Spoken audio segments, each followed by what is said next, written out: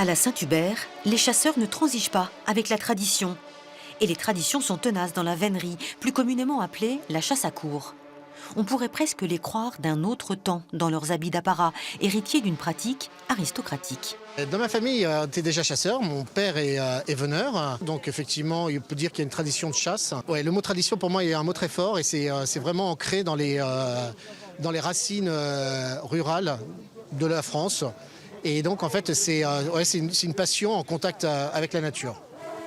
Face à eux, ce matin à Bellencombre, une poignée de militants de l'association AVA, abolissant la vénerie aujourd'hui, venus signifier aux chasseurs que l'on pouvait aimer la nature autrement. On arrive les mains dans les poches, le sourire. Ok, on a nos caméras, mais ça, comme je dis, c'est pour informer avant tout les citoyens.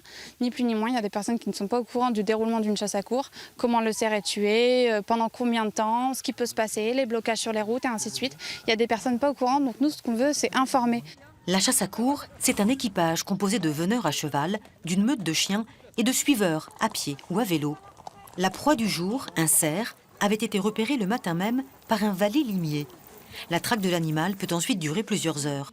À ceux qui jugent le combat inégal, les veneurs répondent qu'il s'agit de ritualiser un acte naturel. C'est le chien qui chasse et c'est ce qui en fait la chasse la plus naturelle qui soit, en reproduisant un mode de prédation naturelle qui existe dans la vie sauvage.